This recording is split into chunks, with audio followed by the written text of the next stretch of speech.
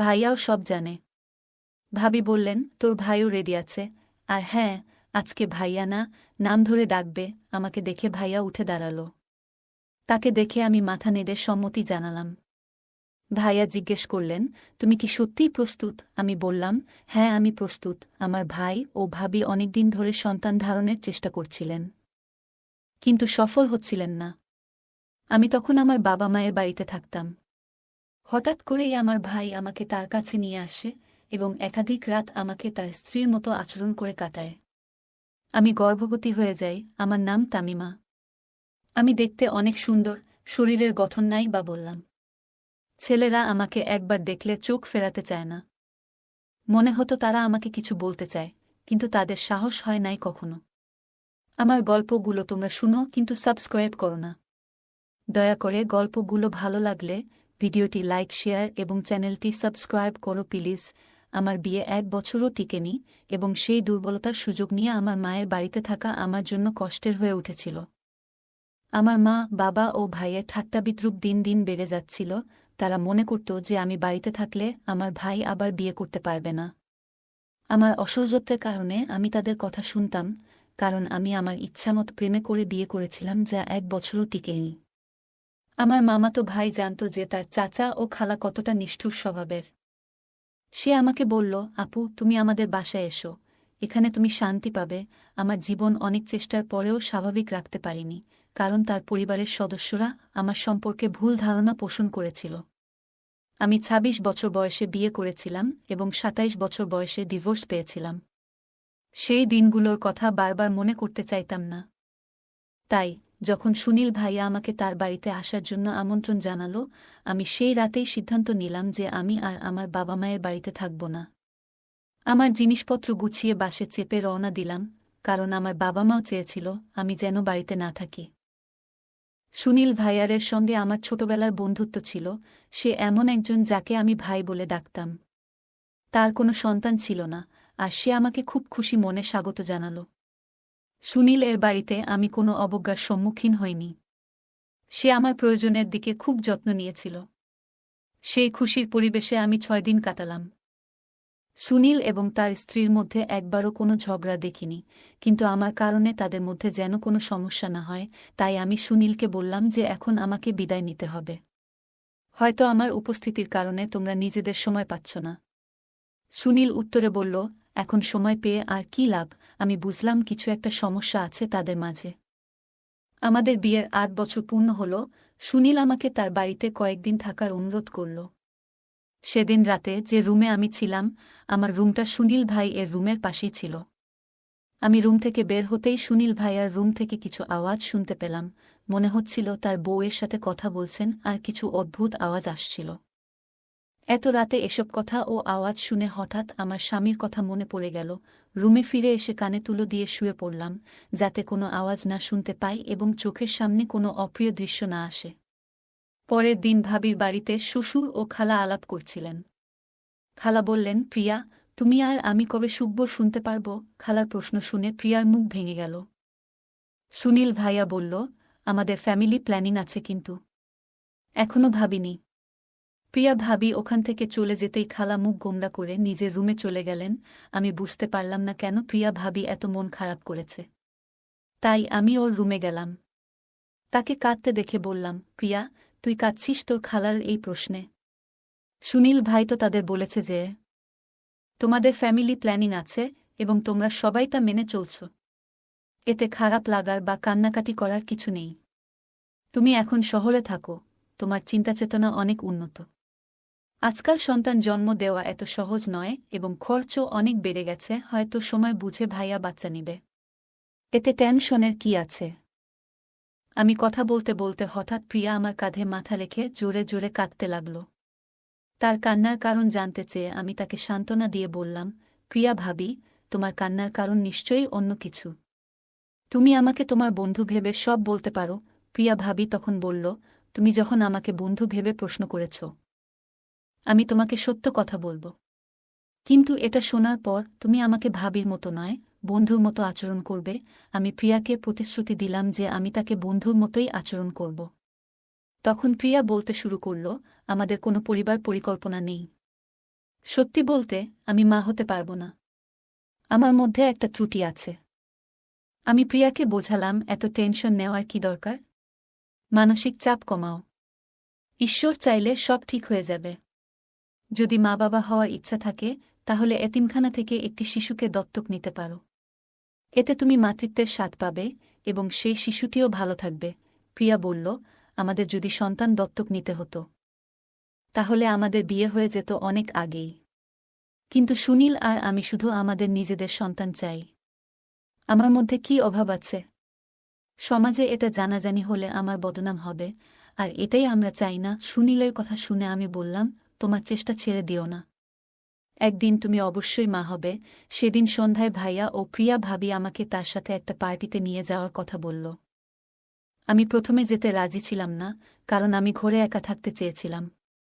কিন্তু প্রিয়া ভাবি আমাকে এত বকাঝকা করল যে শেষমেশ আমি রেডি হয়ে ওর সাথে যেতে রাজি হলাম।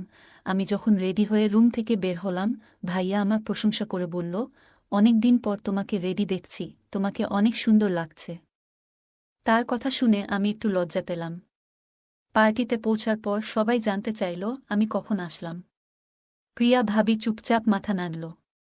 বাড়িতে ফিরে আমি রুমে গিয়ে জামাকাপড় বদলে রান্নাঘরে পানি খেতে গেলাম। তখন ভাই ও প্রিয়া ভাবি ঝগড়ার আওয়াজ ভেসে আসল।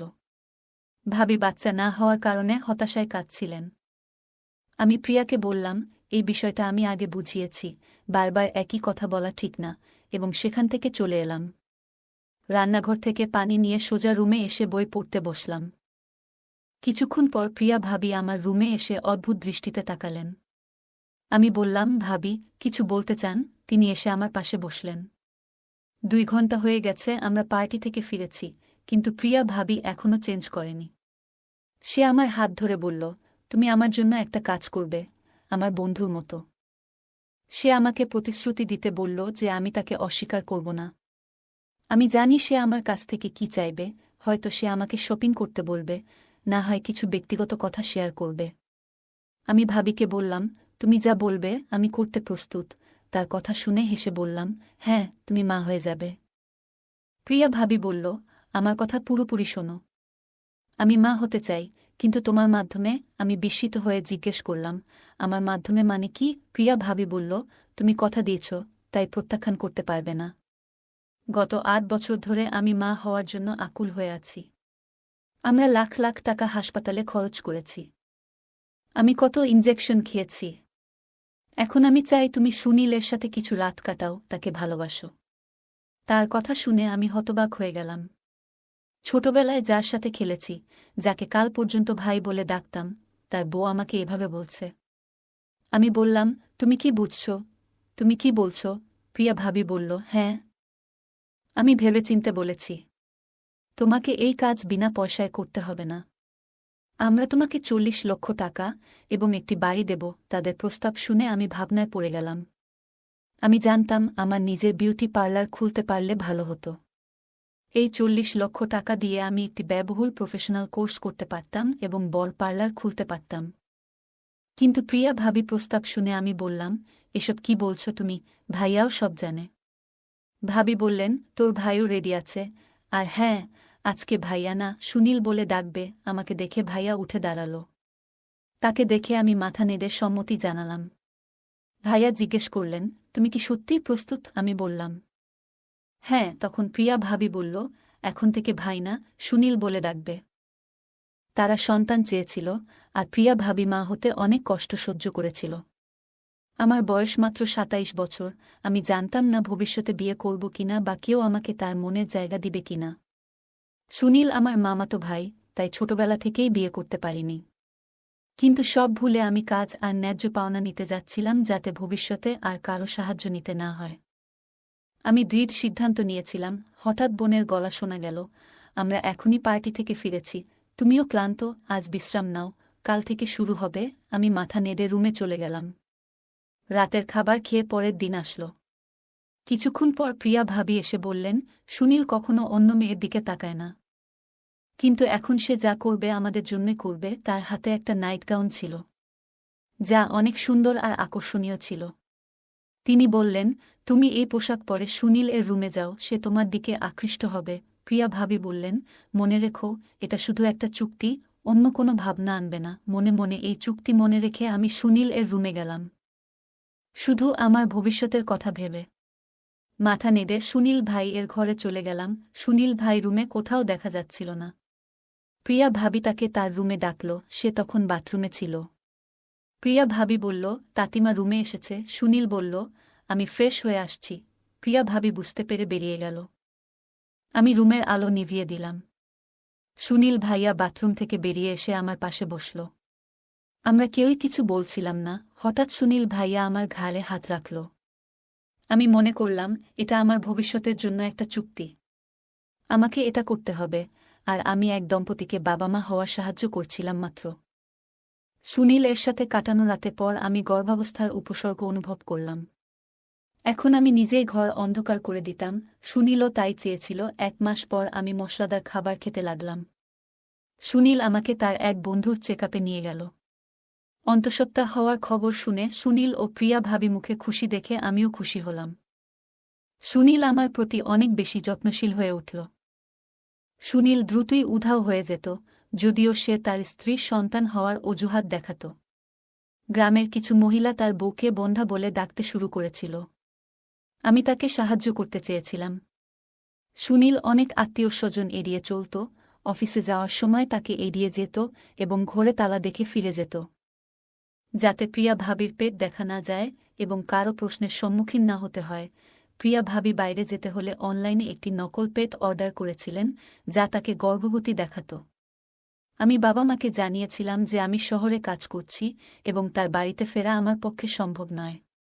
প্রথম 4 মাস ধীরে ধীরে চলে গেল। তারপর 5ম মাসেও পেট দেখা দিতে শুরু করল। সুনীল এবং প্রিয়া ভাবি আমাকে তাদের বাড়িতে থাকার জায়গা দিয়েছিলেন, সব ধরনের সুবিধা দিচ্ছিলেন। হঠাৎ করেই সুনীল আমার পেটে হাত রাখে, সন্তানকে অনুভব করতে চায়, তাই আমি কিছু বলিনি। গর্ভাবস্থার কারণে কখনো কখনো রাতে ঘুমাতে পারতাম না। হঠাৎ করে সুনীল আমার খুব কাছে চলে আসত এবং অনুচিত কাজের চেষ্টা করত। আমি প্রিয়া ভাবিকে জানালে তিনি বললেন, কোনো ফালতু কাজ করো না। সুনীল প্রতিদিন আমার সাথে ঘুমায়, সে আমাদের বাচ্চার জন্য চিন্তিত। সে আমার কথা বিশ্বাস করেনি। সুনীল আমার কাছে রোজ আসতে শুরু করেছিল, যা শুধুমাত্র আমাদের চুক্তির অংশ ছিল। আমাদের মধ্যে চুক্তি ছিল, কিন্তু সুনীল আমাকে ভালোবাসতে শুরু করছিল। একদিন সে আমার রুমে এসে আমার ভারী পেট নিয়ে না বুঝেই আমার শরীরের উপর জোর খাটাচ্ছিল। আমি জিজ্ঞেস করলাম, তুমি কি করছো? কিন্তু সে কিছু না বলে চালিয়ে গেল। সে আমার খুব কাছে আসতে চাইল। আমি ভয়ে কিছু বলতে পারছিলাম না। তিনি সে সব করে চলে গেলেন, আর আমার মনটা খুব খারাপ হয়ে গেল। আমি ভাবছিলাম, এই অবস্থা থেকে কিভাবে বের হব। আমার পেটের বাচ্চার জন্য এসব খারাপ হবে। পরের দিন সকালে প্রিয়া ভাবি আমার রুমে এলেন। আমার উঠতেও কষ্ট হচ্ছিল। দিদি আমাকে বিছানা থেকে উঠতে সাহায্য করলেন। উঠে দেখলাম বিছানা নষ্ট হয়ে গেছে। প্রিয়া ভাবিও ভয় পেয়ে গেল। ডাক্তার ওষুধ দিয়েছেন, পরিস্থিতি কিছুটা নিয়ন্ত্রণে এসেছে। কিন্তু ডাক্তার বললেন, ভবিষ্যতে এমন হলে গর্ভবতী মহিলার জীবন বিপন্ন হতে পারে। আমি প্রিয়া ভাবি বললাম, কয়েকদিন আগে আমি তোমাকে বলেছিলাম, সুনীল আমার রুমে এসে শুধু পেটে হাত দেয় না, অন্য অন্যায় করারও চেষ্টা করে, কিন্তু তুমি আমার কথায় বিশ্বাস করনি। এখন আমি নিশ্চিত যে তুমি আমার কথা বিশ্বাস করবে। সে অনুভব করেছিল যে আমি কখনোই কল্পনা করতে পারিনি যে গর্ভাবস্থায় আমি এমন একটি ন্যাক্কারজনক ঘটনার শিকার হব।